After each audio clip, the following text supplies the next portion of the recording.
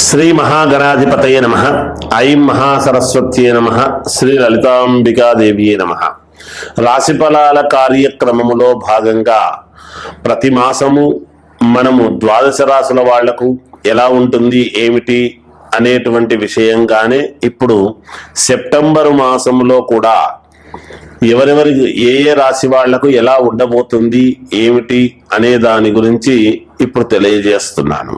అయితే ఈ రాశుల ప్రకారముగా బాగుండినా, ఒకవేళ మిశ్రమ ఫలితాలుగా ఉండినా లేదా అధమ ఫలితాలుగా ఉండినా, ఎన్ని మాట్లాడినా రాశి ఫలానా అనేటువంటి దాని గురించి చెప్పటం అనేటువంటిది మేము ప్రామాణికముగా తీసుకొని చెప్పడం జరుగుతుంది. అయితే ఎవరెవరు ఏ లగ్నములో పుట్టారు, ఎప్పుడు పుట్టారు, ఏమిటి అనేటువంటి దాని గురించి కూడా మీరు ఒక్కసారి ఎవరైనా సరే వాళ్ళ వ్యక్తిగతమైనటువంటి జాతకాన్ని మీకు నచ్చిన వాళ్ళ దగ్గర మీరు పరిశీలన చేసుకోవాల్సినటువంటి అవసరం ఉంటుంది. ఎందుకంటే ఎంతో మందికి ఈ జాతకాల రీత్యా లేదా నడుస్తూ ఉండేటువంటి గ్రహస్థితులను దృష్టిలో పెట్టుకొని మాకు మంచి జరగాలి, మరి జరగటం లేదే, లేదా ప్రమోషన్లు రాలేదే, లేదా వివాహాలు కాలేదే, లేదా ఉద్యోగాలు రాలేదే, లేదా విదేశాలకు వెళ్ళాలి, లేదా ఇంకేవో జరగాలి, మాకు ప్రమోషన్లు రావాలి, వ్యాపారం బాగా జరగాలి, కొత్త వ్యాపారం చేసుకోవాలి అని ఇలా అనేక రకాలైనటువంటి సందేహాలు ఉంటాయి. అందువలన మీరు మీ లగ్నము ఎప్పుడు పుట్టారు ఏమిటి అనేటువంటిది చూసుకోవాల్సినటువంటి ఆవశ్యకత చాలా ముఖ్యమైనటువంటిదిగా భావించండి. అందుకని మీరు ఒక్కసారి వ్యక్తిగతమైనటువంటి జాతకాలను చూసుకోండి. తప్పకుండా దాంట్లో ఏదైనా చిన్న సవరణలు ఉంటే చేసుకోండి.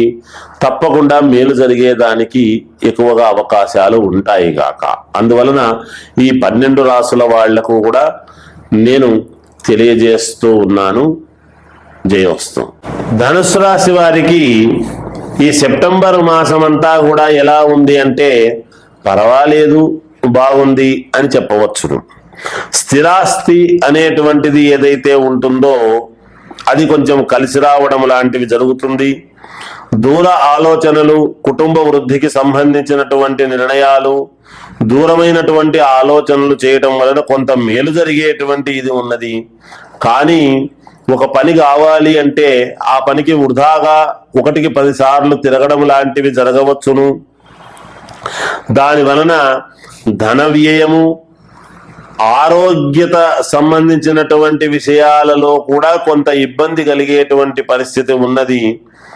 మరి అంటే సమయానికి భుజించక, సమయానికి నిద్ర లేక ఇవన్నీ ఎలా జరుగుతాయో ఏమో, ఎలా నేను బయట పడగలుగుతానో ఏమో అనేటువంటి ఆలోచనలతో టెన్షన్ వాతావరణంలో ఉంటారు గాక. టెన్షన్ పెట్టుకోవద్దండి, ఏదో రకంగా మేలు జరుగుతుంది గాక.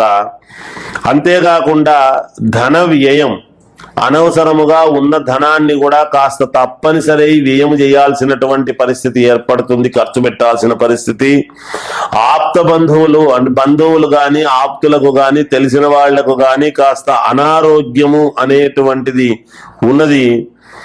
గృహమునందు ఇలా ఉండినా గృహమునందు శుభకార్యము అనేటువంటిది చేసి తీరుతారుగాక. ఇదొకటి ప్లస్ పాయింట్ మీరు గమనించాలి. అలాగే బంధుమిత్రుల యొక్క సమాగమనము, ఎప్పుడొస్తారు వీళ్ళంతా? ఏదో ఒకటి శుభకార్యం జరిగితేనే కదా అలా వస్తారు. ధన నష్టము అనేటువంటిది ఉంది. కార్యముల యందు కొన్ని కార్యక్రమాలకు మీరు వెళ్ళేటప్పుడు కొన్ని విఘ్నాలు కలగవచ్చును. అవి ఇప్పుడు జరగక వాయిదా పడి తర్వాత ఎప్పుడో చేస్తాము, జరుగుతాయిలే అనేటువంటి భావనతో మీరు నిరాశతో వెనుదిరిగేటువంటి పరిస్థితి వస్తుంది. వృత్తి వ్యాపారము చేసుకునేటువంటి వాళ్లకు స్థిరత్వము కలుగుతుంది. ఉద్యోగముల యందు అధికారుల యొక్క మన్ననలు పొందుతారు. ఉద్యోగాలు చేసుకునేటువంటి వాళ్ళు మాత్రము పై అధికారుల యొక్క ప్రశంసలు, మన్ననలు పొంది మీరు కాస్త ఉపశమనము పొందవచ్చునుగాక. శారీరకమైనటువంటి శ్రమ అధికముగా ఉంటుంది, కానీ శ్రమకు తగినటువంటి ఫలితమే ఉండదు. ధన నష్టములు, చిన్న చిన్న ఆపదల్లాంటివి సంభవించే విధముగా ఉన్నది కనుక మీ వ్యక్తిగతమైనటువంటి జాతకాన్ని ఒక్కసారి పరిశీలన చేసుకోండి, మేలు జరుగుతుంది. జయోస్తు.